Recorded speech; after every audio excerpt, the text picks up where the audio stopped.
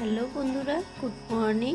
আশা করছি সবাই ভালো আছো আর আমিও খুব ভালো আছি। আমার ভুবন আমার লাইভ চ্যানেলের আরও একটা নতুন ভিডিওতে তোমাদের সবাইকে স্বাগত। প্রতিদিন কিন্তু একই রকম কোনো কিছু ভালো লাগে না, তাই ভিডিও এডিটিংটা কিন্তু আজ একটু অন্যরকমভাবে করেছি। কেমন লাগছে অবশ্যই জানিও।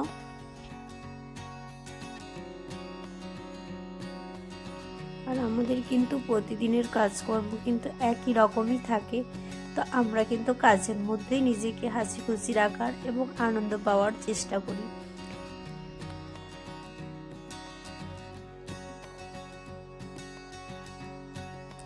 যেটুকু কাজ ক্যামেরার সামনে দেখানো হয় সেটুকুই শুধু কাজ থাকে এমনটা কিন্তু নয়, কাজ কিন্তু আরও অনেক কিছুই থাকে, সবগুলোকে দেখানো সম্ভব না। আর যদি সবগুলো দেখানো যায় তাহলে কিন্তু ভিডিও অনেক বড় হয়ে যাবে। আর যেটুকু দেখালে তোমাদের ভালো লাগবে সেটুকুই দেখাই, আর এতে নিজেরও কিন্তু অনেকটা ভালো লাগে।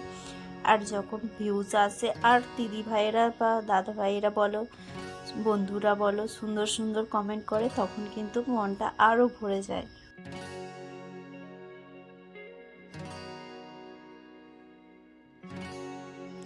আর এমন অনেকে আছে, তারা কিভাবে বলো তো, যে আমরা শুধুমাত্র ভিডিও করার জন্য কাজগুলোকে কি দেখাই, কিন্তু অন্যরা কি করে আমি জানি না। আমার তো মনে হয় সবাই কিন্তু ভালোবেসে কাজগুলো করে আর তোমাদের সাথে শেয়ার করে। যদিও এটা একটা আর্নিংয়ের জায়গা, সেটা অবশ্যই,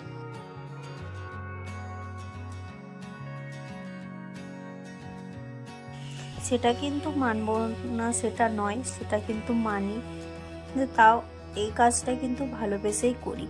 আর সবাই কিন্তু নিজের ভালোবাসার জায়গাটা আর কাজের জায়গাটাকে বেছে নেয়, আর তারপরে কিন্তু সেটাকে নিয়ে ভিডিও বানায়, আর এতে কিন্তু নিজের ক্ষেত্রে অনেকটাই সুবিধা হয়।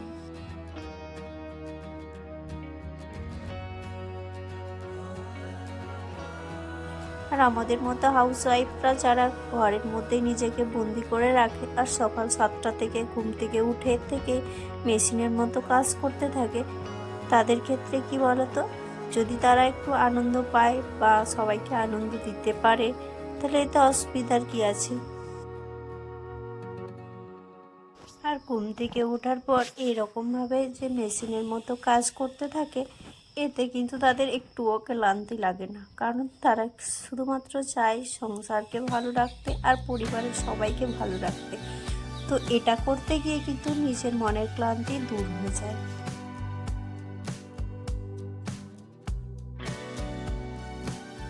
আর যখন দেখবে সব কাজ কমপ্লিট হয়ে গেছে, তারপরেও যদি এক্সট্রা কিছু কাজ থাকে বা বাচ্চাদেরকে সময় দেওয়া বলো বা কারো কিছু কাজ থাকলেও সেটা বললো, তাতেও কিন্তু তারা বিরক্ত হয় না, আনন্দের সাথে কিন্তু কাজটা করে থাকে।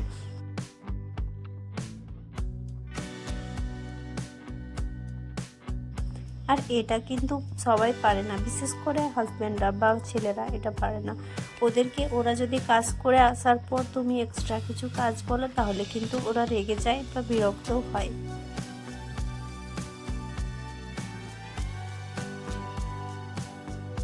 তো দেখো, তোমাদের সাথে কথা বলতে বলতে ঘরের সমস্ত কাজকর্ম কিন্তু কমপ্লিট করে ফেললাম, এরপর চলে আসলাম কিচেনে।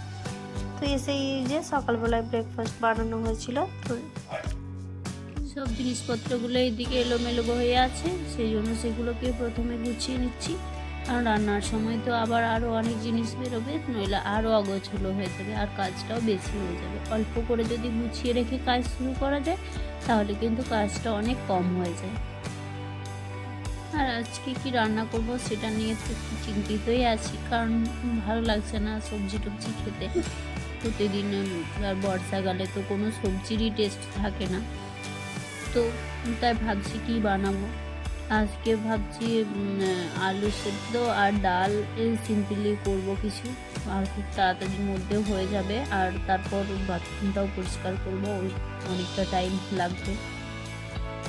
আর দুপুরে রান্নাটা যদি একটু হালকার মধ্যে থাকে না, তাহলে দেখবে আর বাকি কাজও অনেক হয়ে যায়। তো সব প্রতিদিন তো আর এরকম হবে না, তো আজকে ভাবলাম যে অন্য একঘেয়েমি থেকে একটু অন্যরকম করি। আর আর আমার ছেলেও কিন্তু আলু মাখা ভাত খেতে ও খুবই পছন্দ করে। তো বাড়িতে যখন ছিলাম তখন তো সকালবেলাতে হতো মোটামুটি প্রতিদিনই। তো এখানে আসার পর খুব কমই হয়, মাঝে মধ্যে হয়। আর যেহেতু এখন রাত্রের বেলাতেও ভাত খাচ্ছে, তো 3 বার ভাত খাওয়াটাও ঠিক নয়। এজন্য ভাবি সকালবেলাটা রুটি রাখার চেষ্টা করি, রুটি লুচি পরোটা যাই হোক না কেন।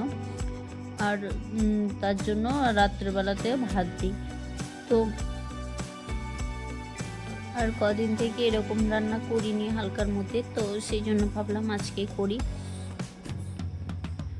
আর এদিকে তোমাদের সাথে কথা বলতে বলতে কিন্তু যে মশলাপাতিগুলো শেষ হয়ে গেছিলো সেগুলো কিন্তু ঢেলে নিলাম। এগুলো আগে করে তারপর রান্না শুরু করতে হয়।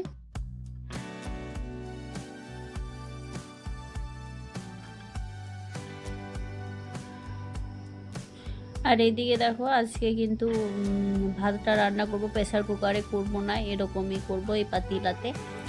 তো সেটার কারণটাও বলি, প্রতিবারে চাল কিন্তু সমান হয় না। তো চালটা শেষ হওয়ার পর নতুন চাল নিয়ে এসছে, তো সেগুলোতে ভাতটা কীরকম হয়ে যাচ্ছে, কোনো দিন বেশি সেদ্ধ কোনো দিন কম সেদ্ধ। তো ভাবলাম এরকমভাবে করে দেখি, যদি এটাতে ঠিকঠাক হয় তাহলে এরকম করেই ভাতটা করব এবার থেকে।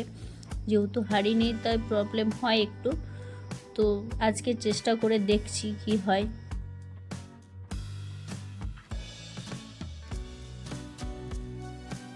আর ওদিকে কিন্তু আমি ডালটাও সেদ্ধ হতে বসিয়ে দিয়েছি, তারপর ডালটা হলে তারপর আবার আলু সেদ্ধ করব। তো বাকিগুলো এখন পরে করব, ভাতটা করে রেখে দেব।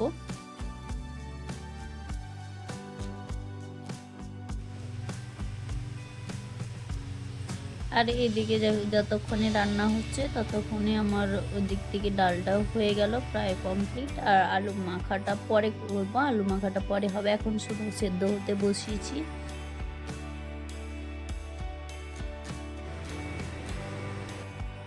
তারপরে এদিকে ভাবলাম যে স্নান করতে যাই, তো তার আগে দেখলাম জামা কাপড়গুলো সব জড়ো করা আছে, কালকেরগুলোই ছিল, কতগুলো শুকিয়েছে। তো ভাবলাম এগুলোই আগে একটু গুছিয়ে নিয়ে তো একটু রেস্টও হয়ে যাবে বসে বসে, আর গোছানোও হয়ে যাবে। তো সেই জামা কাপড়গুলোই গোছাতে বসে পড়লাম।